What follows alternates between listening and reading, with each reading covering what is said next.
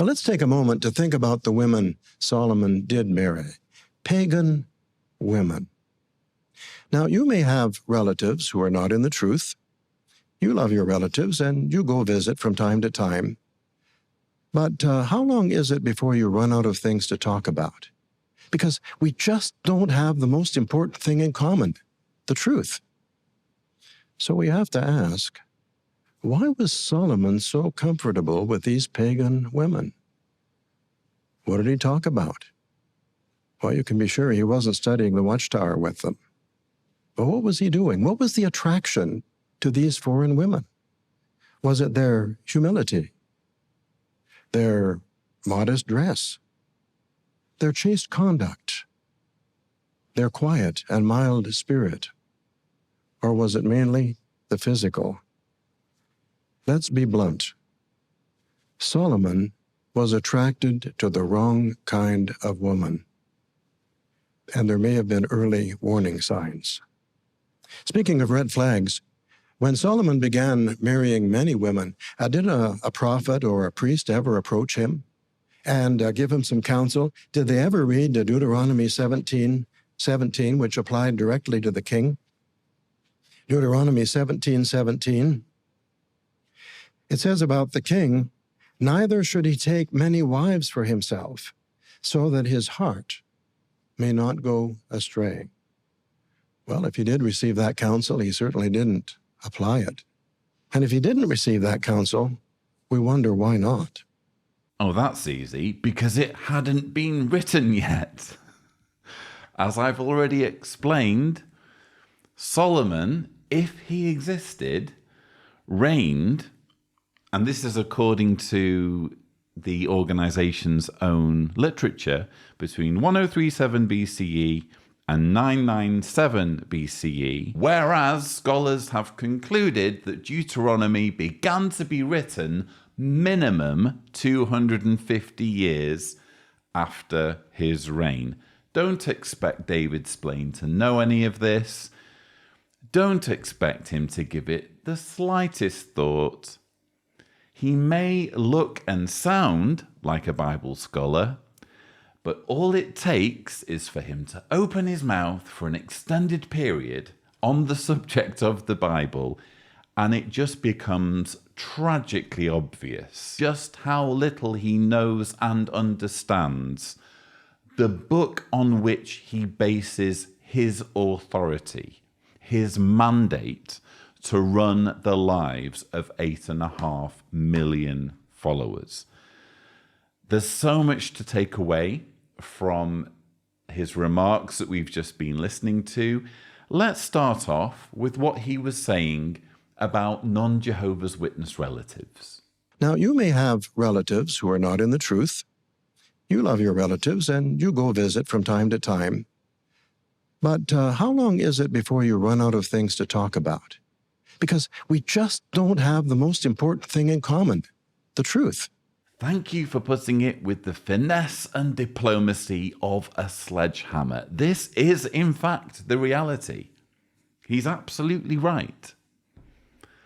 There is an awkwardness when Jehovah's Witnesses go to visit their unbelieving relatives, because a Jehovah's Witness thinks mostly about the religion in some form.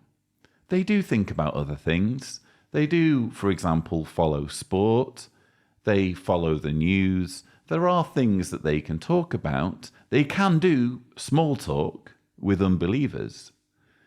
But there's always going to come a point, especially if you take this religion seriously, there's always going to come a point where the conversation runs dry because you don't share in common the most important thing, which is your belief in the organization as God's channel.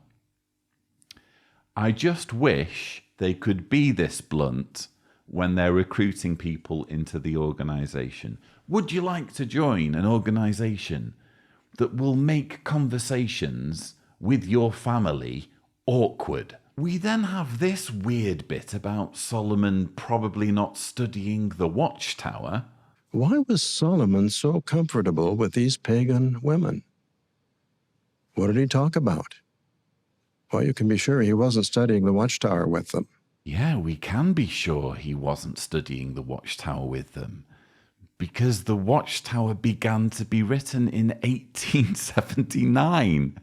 I think, in fairness, this was intended as a joke. I think he's planned this through in advance. His problem is that it's not a very good joke. If you were going to make that sort of joke, you'd joke about Solomon not reading scrolls or whatever. You wouldn't joke about him failing to read from a periodical that began to be published in the 19th century. But his delivery, his comedic timing is just not there at all. He's just reeling it off as though it's in his notes to say this. He's not pausing for any laughter. He's just barreling straight through with what he has to say. I just find him a very, very odd chap. And this weird thing about Solomon and not studying the Watchtower, I'm filing that under further evidence to that effect. And then we have David Splane being blunt. Let's be blunt. Solomon was attracted to the wrong kind of woman. And there may have been early warning signs. Oh, warning signs. Boop, boop, boop, boop. Solomon, I'm seeing warning signs that you're attracted to the wrong kind of woman. I don't think too much needs to be said on this. It's just manifestly verbal flatulence at this point. It's worth noting, though, that it's highly indicative of the judgmental mindset of Jehovah's Witnesses. There is, in David Splane's words, such thing as the wrong kind of woman in the context of marriage. So right away, if you're watching this as a Jehovah's Witness, you're thinking, oh, I get to think this way about those around me. And if I see a young Jehovah's Witness man in my congregation start to be attracted to someone I don't like, and if I can find some kind of justification via the Bible or via this religion for not liking them, I can label them similarly the wrong kind of woman. That's the sort of judgmentalism that vile speech like this breeds. And quite frankly, if there were such a thing as a David Splane approved right kind of woman, and I were a young single Jehovah's Witness, I wouldn't want to meet her. Today, we may be very busy in Jehovah's organization, but we have to be alert to any red flags that despite outward appearances, all is not well with us. A single brother is a regular publisher. He's a regular meeting attender. But on his nights off, he likes to go to nightclubs, and he's comfortable in that atmosphere. He isn't shy about striking up conversations with worldly people, and he loves to dance. Well, there are no sisters there, so he dances with worldly women. What's the attraction? He's busy in the congregation, but there's something there that isn't quite right. A young pioneer brother loves to flirt. Several young sisters think he's interested only in them. The attention makes him feel special. A ministerial servant spends a lot of time talking to a married woman. When he's asked about it, he justifies it and says, "We're just friends. We're just talking." Famous last words. A fine young sister is offended when an older sister approaches her and points out that her skirts and jeans are too tight, too revealing. Well, all these are red flags. We need to examine ourselves from time to time to see whether, no matter how many privileges we have, something isn't quite right. I don't think something is quite right. In David Splane's head, let's be fair, this is just a train wreck, as you would expect. We get this whenever governing body members get put in front of a camera with a microphone, especially when they're speaking in front of their friends, because this is a morning worship. So he's giving these remarks in the Bethel dining room, surrounded by Bethelites or staff members at Jehovah's Witness facilities. He's not getting any pushback. You know, when you're going to weigh in on these matters and you're already kind of lacking in self-awareness, it helps if mentally you know there's some pushback in the minds of those that you're trying to persuade. David Splane's got none of that. It's completely frictionless. He can just run his mouth as he sees fit. This is the sort of talk that I used to hear all the time as a Jehovah's Witness in congregation meetings, especially when you used to get visiting elders. So on Sundays, typically in my hall, it will vary depending on the congregation, but let's say at weekends, there would be a public talk, and sometimes the public talk would be given by someone from a different congregation, maybe some guy who traveled 30, 40, 50 minutes, maybe even over an hour, just to come to give a talk. And because the culture in our congregation was probably different from the culture in his congregation, inevitably you would get these awkward moments where they would just run their mouths about pet peeves, about personal things that irritated them. And mentally, in my mind, when they started doing this, I would be thinking, now he's reading from the Book of Opinions. He's just saying a whole bunch of stuff that isn't in the Bible, and he's making a whole list of rules that are nowhere in Scripture.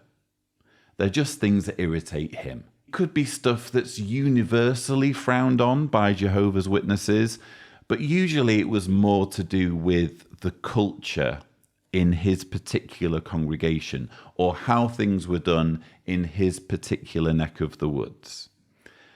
That's basically what David Splane is doing here. He's giving us 4 red flags, warning signs that someone is a bad apple, that someone's a bit dodgy, they're bad association. You should look out for them. Definitely don't hang around with them or socialize with them because they're on a wrong path and they might influence you negatively.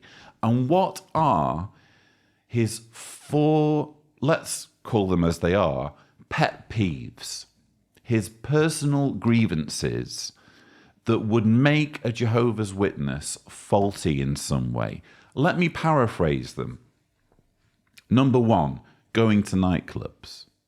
That's apparently something that makes someone a bad person. If a ministerial servant were to go to a nightclub,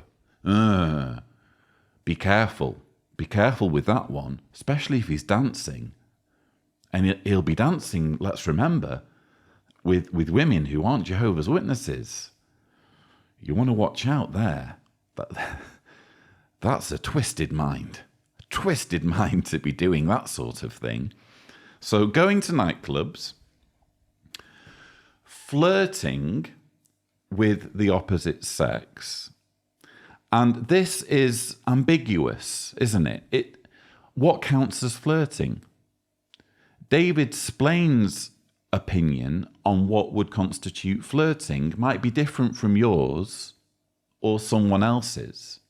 It's a subjective thing, isn't it?